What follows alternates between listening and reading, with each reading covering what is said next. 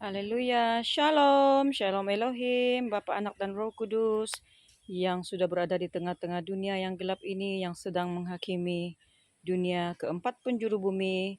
Shalom Elohim, Roh Bapa Surgawi yang berdiam dalam Bapa Eman Lahagu, malaikat lautan kaca itu sendiri, sang pemegang waktu.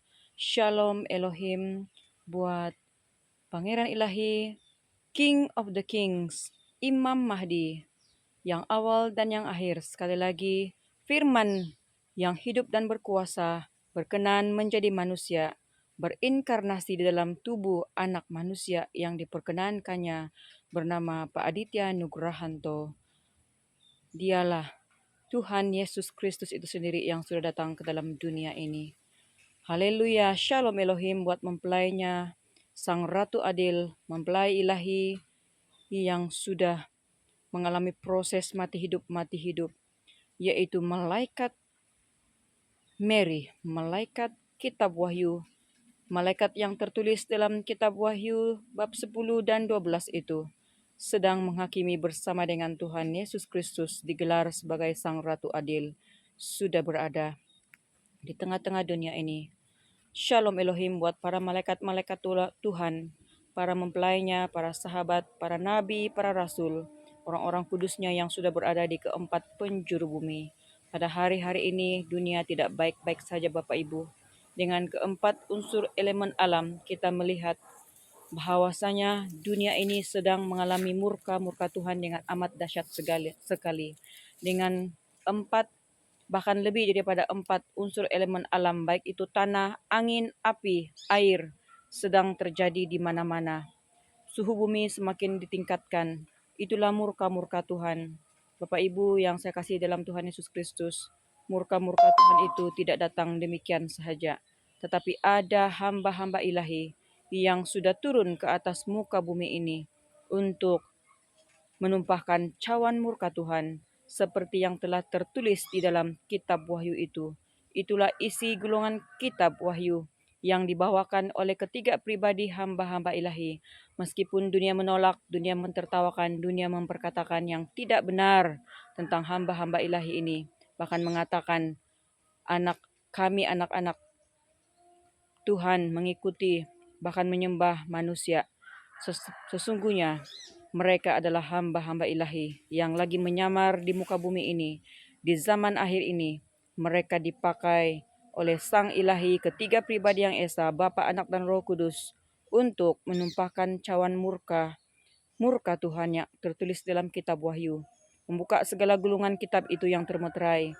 Bahkan juga Tuhan Yesus Kristus di dalam pribadi Pak Aditya Nugrahanto menggenapi firman Tuhan yang telah tertulis dalam kitab nabi-nabi, baik itu dalam kitab Yesaya, baik itu dalam kitab Yeremia, semuanya telah tercatat dalam kitab para nabi, juga dalam kitab Henokh. Bahasanya ia akan muncul, ia akan menyatakan kemuliaannya, lihatlah kemuliaan Tuhan terpancar di wajahnya, sungguh gilang gemilang. Bahkan anak-anak Tuhan yang sudah menangkap proyek ilahinya juga pada hari-hari ini diminta untuk terus memperjuangkan hidup di dalam tuntunan kuasa Roh Kudusnya, mematikan kedagingan, berdoa dan berpuasa, memuji menyembah Dia dalam roh dan kebenaran, untuk up level, up frekuensi, karena frekuensi dunia ini akan ditingkatkan. Orang-orang yang taat dan setia akan mengalami kemuliaan demi kemuliaan, tetapi anak-anak Tuhan yang terus menolak dan membuang suara kebenaran ini akan berhadapan dan melihat dan menyaksikan kekejutan yang tiba-tiba seperti sakit bersalin, murka demi murka akan tertimpa. Oleh karena itu marilah kita meresponi belas kasihan Bapa di surga yang dicurahkan pada saat ini. Ketika berjalannya murka Tuhan, berjalan juga belas kasihannya yang terakhir. Sementara pintu belas kasihan itu terbuka untuk saya dan saudara, Bapak Ibu saudara-saudari yang dikasihi dalam Tuhan. Marilah kita duduk di kakinya seperti yang dilakukan oleh Maria, mencari wajah Tuhan. Masuklah ke bilikmu, berdoa dan berpuasalah, bersungguh-sungguh, dan bertobatlah daripada segala dosa dan pelanggaran, segala pesta pora, kemabukan, kesukaan terhadap dunia ini, semuanya akan sia-sia dan menjadi binasa. Tetapi orang-orang yang mencari kebenaran, akan menemukan keselamatan yang hanya didapat di dalam satu nama, yaitu Tuhan Yesus Kristus. Ketiga pribadi hamba-hamba ilahi ini tidak pernah membawa nama lain. Bahkan mereka tidak pernah membawa nama, agama, atau denominasi. Tetapi yang mereka bawakan adalah hukum kasihnya, 10 hukum. Hukum yang terutama dan hukum yang kedua, dan murka-murka Tuhan. Mereka membawa gulungan kitab rahasia itu. Mereka yang menolak gulungan kitab itu dan mengatakan semuanya sesat dan sesat. Mengatakan mereka adalah hamba-hamba yang membawa penyesatan, akan melihat murka-murka Tuhan ke depan lebih mendahsyatkan. Manusia akan semakin kurang. Manusia akan mengalami kerugian. Mereka yang tidak mau mendengarkan suara kebenaran ini akan mengalami kerugian. Karena apa? Karena segala rahasia-rahasia di penutupan zaman ini sedang dibukakan. Itulah gulungan kitab rahasia. Mereka yang menolak gulungan kitab rahasia ini samalah seperti golongan Farisi, golongan guru Taurat di masa kelahiran Tuhan Yesus Kristus, bahkan masa penyalibannya. Mereka menyogok pihak penguasa, mengatakan bahwasanya jenazah Yesus itu telah dibawa lari. Walhal Tuhan Yesus Kristus telah bangkit daripada kematian dan berubah dalam bentuk wajah yang lain, yaitu wajah kemuliaan. Lihatlah pada hari ini, apabila ia berinkarnasi menjadi manusia kembali, wajah kemuliaannya terpancar, cahaya lampu berkelip-kelip. Kajilah, siapakah siapakah yang berada dalam Pak Aditya Nugrahanto? Bukankah ia sedang live dan senantiasa live, setiap minggu mengadakan live berjam-jam? Kalian yang boleh membaca hati, boleh melihat ia berkata-kata, boleh melihat ia berbicara dengan penuh ketulusan hati, dengan penuh kerendahan hati.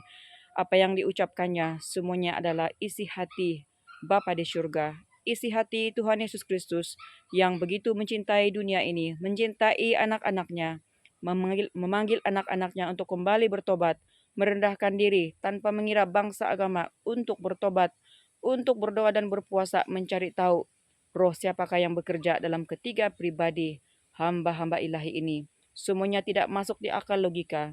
Semuanya benar-benar tidak masuk di akal logika. Karena pekerjaannya sungguhlah dahsyat. Karena yang maha kuasa itu sudah turun ke atas muka bumi ini. Ia telah memijakkan kakinya ke atas muka bumi ini. Maka laut menderu.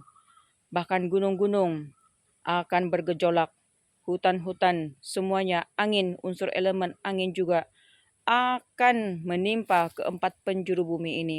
Sebelum murka-murkanya ditimpakan ke atas negeri ini, ayo bangsaku, bertobatlah, berlututlah di hadapannya. Cari tahu bahwasanya Tuhan Yesus Kristus sudah ada di atas muka bumi ini, menyamar sebagai manusia sama seperti 2000 tahun yang lalu. Bahwasanya kedatangan di awan-awan itu adalah suatu pengajaran dalam dimensi roh. Pelayanan roh sedang terjadi pada saat ini. Roh para malaikat, roh para nabi sedang menyamar di atas muka bumi ini. Seperti yang dialami oleh Rasul Yohanes Pembaptis.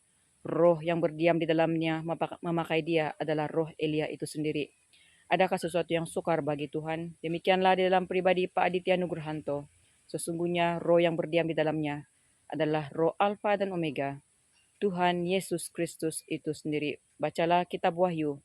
Bukankah surat ketujuh jemaat itu mengatakan, barang siapa bertelinga, haruslah mendengarkan perkataan roh, kaji dan cari tahu roh siapakah yang sedang bersaksi, roh siapakah yang sedang berseru-seru kepada dunia ini di dalam pribadi mempelai ilahinya yang menangisi dunia ini. Bukankah itu Roh Kudus, roh kebenaran yang sudah bermanifestasi dan dunia ini sudah disesatkan, sedang disesatkan oleh tanda binatang itu dengan pelbagai dosa kecemaran yang menajiskan dunia ini, yang membuatkan dunia ini penuh dengan lumpur dosa. Marilah kita berbalik, marilah kita datang kepadanya selagi ia dapat ditemukan. Karena waktu ini akan segera habis. Waktu ini akan segera habis. Ketiga pribadi akan pergi daripada muka bumi ini sebelum waktunya tiba, sebelum berdirinya secara nyata kerajaan 1000 tahun damai ke atas muka bumi ini.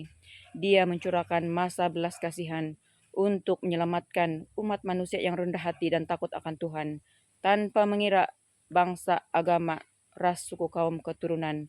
Marilah kita datang kepadanya dengan penuh kerendahan hati. Shalom, shalom, shalom Elohim. Tuhan Yesus Kristus memberkati.